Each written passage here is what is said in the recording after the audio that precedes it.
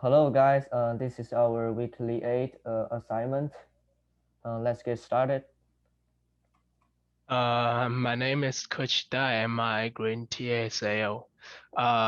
For the question number one, I believe most of harmful activities will be taxed with a Pagovian tax, which is a government cost on any activities that create socially harmful externalities.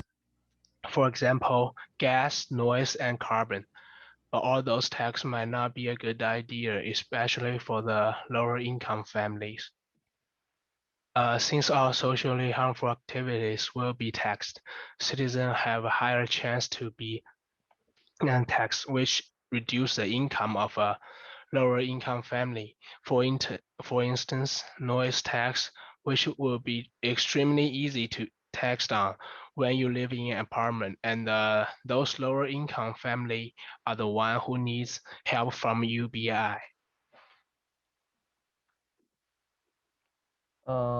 I think even if all the harmful activities are being taxed, and the cost of those activities will be very difficult to measure, and the government cannot go to every house to measure the loudness and go behind every car to check how much carbon the cars releases.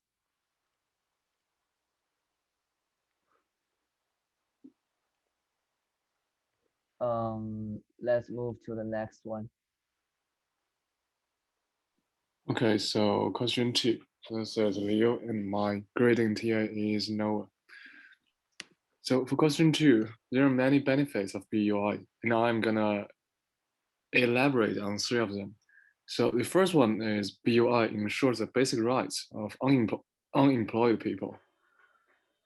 Um, I think so. Those unemployed unemployed people, the enterprises may prefer an official job to force the worker to be temperature workers, whose right can be protected.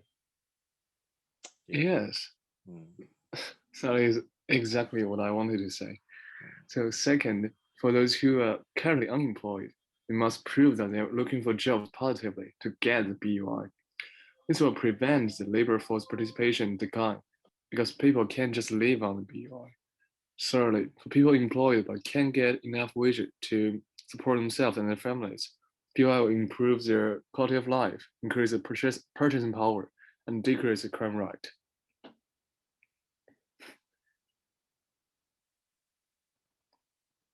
That's the end of the question 2.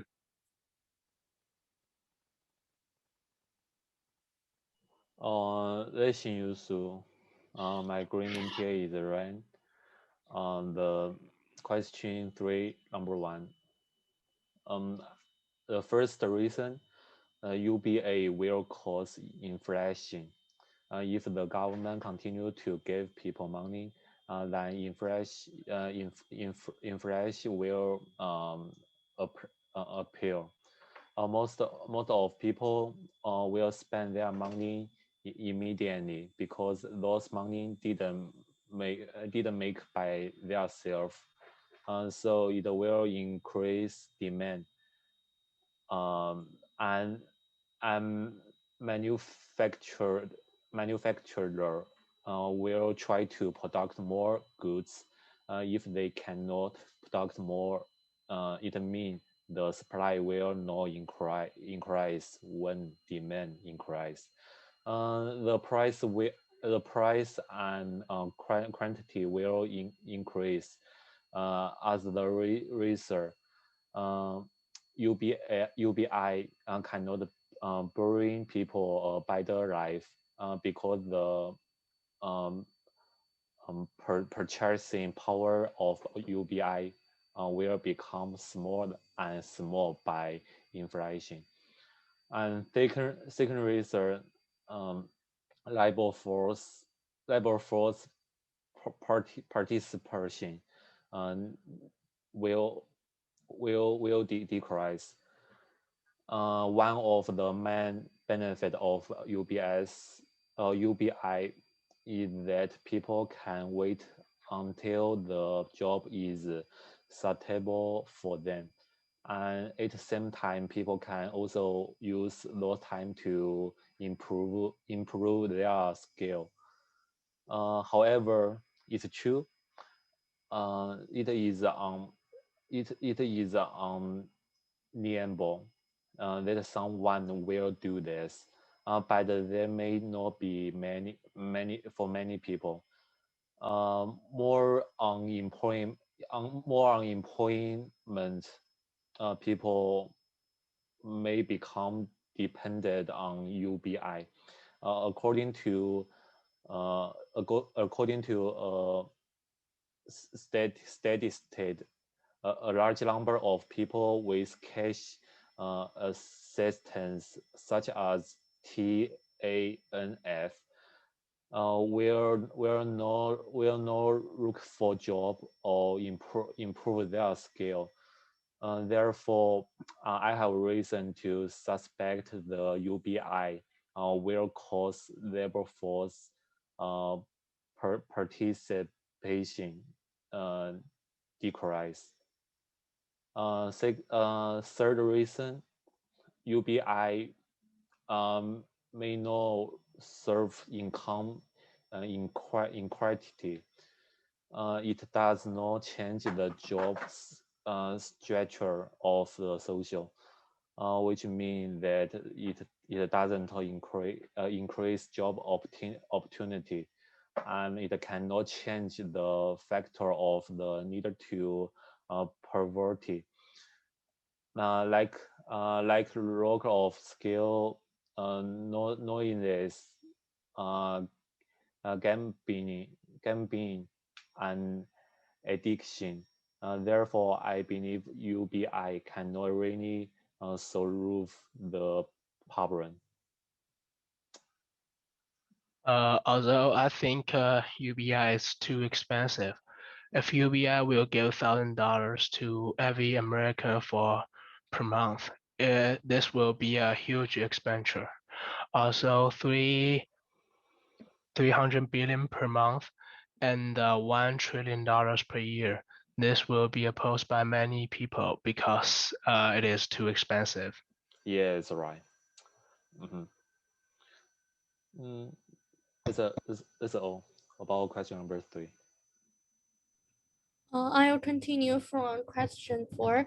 I'm Lai Jiang. My grading TA is Huan Yuchen. The downside of UBI are this. First, the inflation could be triggered because of the increase in the demand of goods and services. And second, there won't be any increased standard of living in the long run because of the inflated price.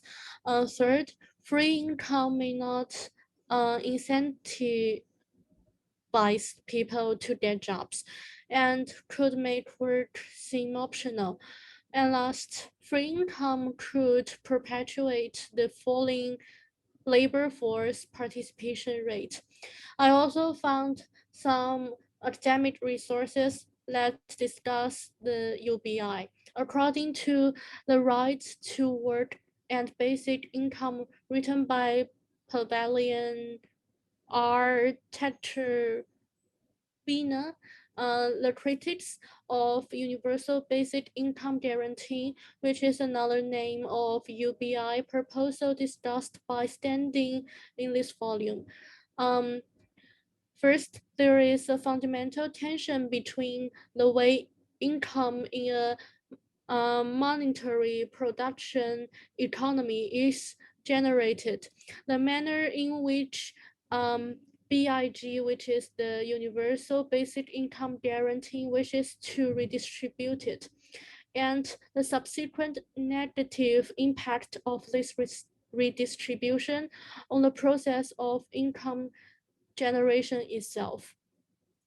The BIG policy is dependent for its existence on the very system it wishes to undermine.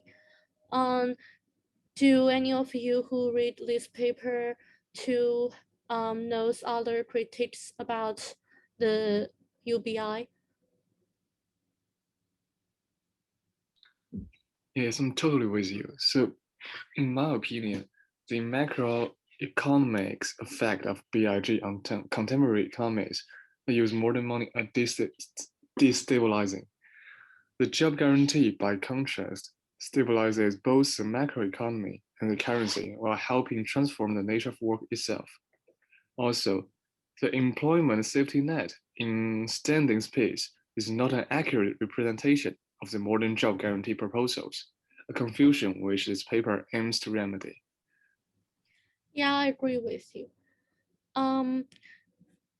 The traditional UBI is a program where every citizen receives a flat monthly payment from the government, regardless of whether they are working and earning an income or not. So if we deliver an income guarantee not using UBI in a wealthy country, we can try methods like allocating material resources such as foods directly to the people who needs help. Also, we can try to providing certain groups of people with a discount when buying daily needs. That's all for question 4. For the question number 5, based on the database, the day of time people least likely to be asleep is 11 a.m. in the morning, and the average hour parents participate in children's education is 1.64 hours for weekdays and 2.05 hours for weekends and holiday. And it seems like parents have more time during the weekday and holidays than the weekday for children's education.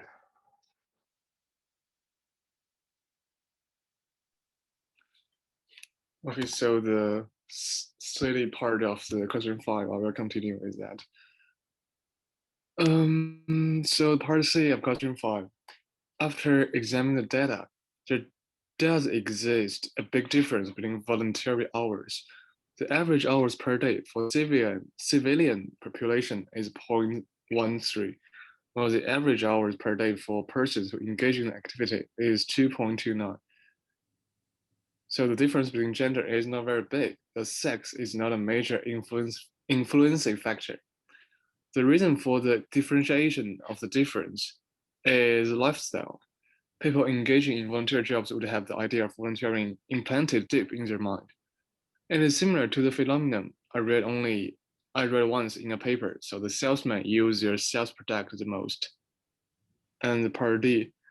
So in the chart of how employed and unemployed men use their time, you can see that there are two major differences. The biggest differences lies in working and working-related activities. So this is undoubtable, and I think the average of 0.22 hours for unemployed people means that they do spend some time finding jobs. And the other differences exist in leisure and sports. The average for employed is 4.28 hours and 7.89 hours for unemployed people. This can be easily understood. The unemployed people have much more free time than employed people. That's the end of question 5. Okay, question number 6. I just share my screen. Wait a minute. Okay, are you guys see my screen? Yeah. Yes. Okay. A question. So we can see the chart. The dark green is employed full-time woman, and the green is a man who not employment. So I found a very strange phenomenon like this. Employing the full-time woman actually spend time on work on housework no less than unemployed woman. You see, the employing full-time woman per day in the span 1.69 hours per day, and no employed men need to spend 1.72 hours per day. So it's change. I don't know why. I have a reason. It's far more than the reason for the reason is the men spend a lot of time on leisure activities, and women spend a lot of time on care of the household child. Mm, it, it's question number 8. For question 6, part B, according to American Time Use Survey A1 table, the average time spent by unemployed men on socializing, relaxing, and leisure is 5.71 hours per day in 2019, while women spent the average of 4.69 hours per day. For part C, the unemployed man spent the average of 0.43 hours on educational activities in 2019. That is the end of question 6. Okay, I will continue. This is Xiao, and I'm gonna go through question 7. My grading TA's name is Garbage. For question 7, it mentions a word called neatman, who spend even more time on leisure, which is about like 7.5 hours. And NEET is an acronym for neither employed or in education or training. And this group of NEET people spends a lot of screen time on television, the internet, and DVDs, and so on. And the notion of the UBI, which is an unconditional minimum income, is becoming popular, guaranteed for all without work or means testing. And to me, I think the expected value of a UBI might be like, first of all, progressives can support the concept in the name of economic justice. And second, techniques can support it as a social insurance against the great impending displacement of workers.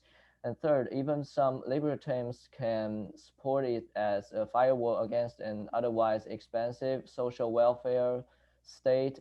And honestly, these prime age men who are not in the labor force ordinarily in their peak employment years. And by examining the self-reported patterns of the daily life of these grown men who do not have and are not seeking jobs, women gain insights into the work-free existence that some UBI advocates hold to be positive and in its own right. And this group of men also spend much less time helping to care for other household members than working women as well, and than unemployed men. And what I'm thinking about the value of this screen time is like this man spending a lot of time on the screen instead of work. By far the biggest difference between the daily schedules of this man and everyone else comes in what calls relaxing and leisure, and a category that encompasses a range of activities from watching TV to playing video games. And like the overwhelming majority of this leisure is screen time, and Neatman reported on average of nearly 1,900 hours a year, and almost equivalent to the time commitment of a full-time job. There's plenty of socio-demographic diversity within this enormous NEET continent, and it casts light on differences in the daily routines of non-working men by education. And the lower their educational attainment, for example, the more NEET men tend to sit in front of screens, and the less time they spend out of the house on assorted rounds. And the UBI would attract a different sort of unworking men from those who predominate the prime age male NEET population today, but the patterns we've presented on the daily routines of existing work-free men should make proponents of the UBI think long and hard.